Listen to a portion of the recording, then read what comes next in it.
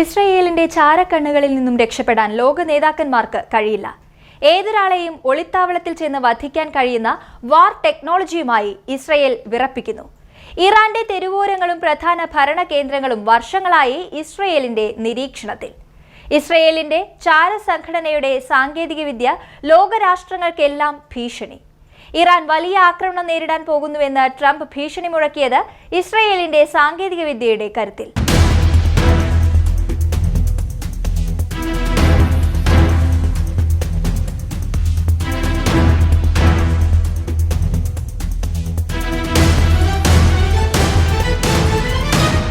ഇറാന്റെ പരമോന്നത നേതാവ് അയത്തുള്ള അലി ഖമേനിയെ ഇസ്രയേൽ ഇല്ലാതാക്കിയത് സാങ്കേതിക വിദ്യകളുടെ കരുത്തിൽ. ഖമേനി വധം അന്താരാഷ്ട്ര തലത്തിൽ വലിയ ചർച്ചകൾക്കാണ് വഴി തുറന്നിരിക്കുന്നത്. വർഷങ്ങളായി ഇസ്രയേൽ നടത്തിയ രഹസ്യ നീക്കത്തിന്റെയും നിരീക്ഷണത്തിന്റെയും ഫലമായിരുന്നു ഖമേനിയുടെ കൊലപാതകം. ഇറാന്റെ സുരക്ഷാ സംവിധാനത്തിലേക്ക് രഹസ്യമായി കടന്നു ചെല്ലുകയും അവയെ നിയന്ത്രണത്തിലാക്കുകയും ചെയ്ത ഈ നീക്കം മറ്റു രാജ്യങ്ങളുടെ സുരക്ഷാ സംവിധാനങ്ങൾക്കും വെല്ലുവിളിയാണ്.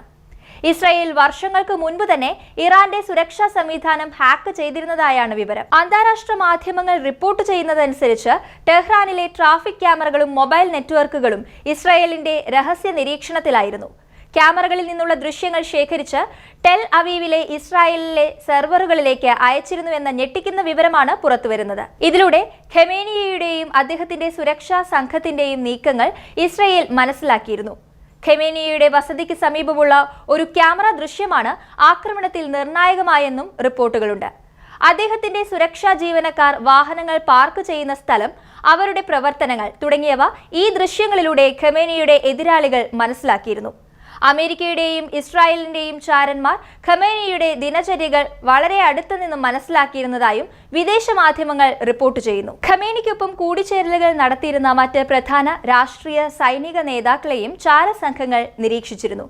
ഖമേനി ഉൾപ്പെടെ ഇറാനിലെ ഉന്നത ഉദ്യോഗസ്ഥർ ശനിയാഴ്ച രാവിലെ ടെഹ്റാനിലെ സമുച്ചയത്തിനുള്ളിലെ വ്യത്യസ്ത സ്ഥലങ്ങളിൽ യോഗം ചേരാനിരുന്നതായി CNN റിപ്പോർട്ട് ചെയ്യുന്നു. ഈ സമുച്ചയത്തിലാണ് ഖമേനിയുടെ ഓഫീസും ദേശീയ സുരക്ഷാ സംവിധാനത്തിന്റെ ഓഫീസുകളും സ്ഥിതി ചെയ്തിരുന്നത്. ഇസ്രയേൽ സമയം രാവിലെ 6 മണിയോടെയാണ് ഇസ്രായേലിന്റെയും US-ന്റെയും യുദ്ധവിമാനങ്ങൾ സമുച്ചയത്തിലേക്ക് മിസൈലുകൾ പ്രയോഗിച്ചത്. 60 സെക്കൻഡിനുള്ളിൽ 3 ലക്ഷ്യസ്ഥാനങ്ങൾ ആക്രമണങ്ങളിൽ തകർക്കാൻ കഴിഞ്ഞെന്നാണ് ഇസ്രായേലി സൈനിക ഉദ്യോഗസ്ഥൻ അവകാശപ്പെടുന്നത്. ഖമേനി ഉൾപ്പെടെ 40 മുതിർന്ന ഉദ്യോഗസ്ഥരും കൊല്ലപ്പെട്ടിട്ടുണ്ടെന്നാണ് ഇസ്രായേലിന്റെ വാദം. മാസങ്ങളായി ഖമേനി എവിടെയെന്ന് CIA ട്രാക്ക് ചെയ്തുകൊണ്ടിരുന്നു. പതിവായി ഖമേനിയെ സന്ദർശിച്ചിരുന്ന ഓഫീസുകളും മറ്റ് സ്ഥലങ്ങളും CIA പിന്തുടർന്ന് കണ്ടെത്തി. ഖമേനി ഉണ്ടാകാൻ സാധ്യതയുള്ള സ്ഥലങ്ങളുടെ ഒരു പാറ്റേൺ മാപ്പ് ഉണ്ടാക്കി.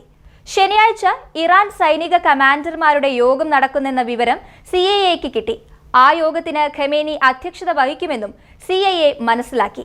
ഈ നിർണായക വിവരം CIA ഇസ്രായേലിന് കൈമാറി. ഒരു ആക്രമണത്തിലൂടെ ഖമേനിയെയും ഇറാൻ പ്രതിരോധ സംവിധാനത്തിന്റെ തലപ്പത്തുള്ളവരെയും ഒറ്റയടിക്ക് വധിക്കാൻ തീരുമാനമെടുക്കുകയായിരുന്നു. മറ്റിടങ്ങളിൽ ആക്രമണം നടത്തിയത് അമേരിക്കയുടെ വൺ-വേ അറ്റാക്ക് ഡ്രോണുകൾ ഉപയോഗിച്ചാണ്. അതേസമയം US ഇസ്രയേൽ സഖ്യം ഇറാനിലെ ആക്രമണം കടുപ്പിക്കുകയും ഇറാൻ പ്രത്യാക്രമണവും രൂക്ഷമാക്കുകയും ചെയ്തതോടെ പശ്ചിമേഷ്യയാകെ ഇറാൻ US സംഘർഷം വ്യാപിക്കുന്നു. ബഹ്റൈനിലെ US താവളത്തിന് നേരെ ഡ്രോൺ മിസൈൽ ആക്രമണങ്ങൾ നടത്തിയതായി ഇറാൻ അവകാശപ്പെട്ടു. ബഹ്റൈനിലെ ഷെയ്ഖ് ഇസ മേഖലയിൽ സ്ഥിതി ചെയ്യുന്ന താവളത്തിന് നേർക്കാണ് ആക്രമണം നടത്തിയതെന്ന് ഇറാന്റെ IRGC അറിയിച്ചു.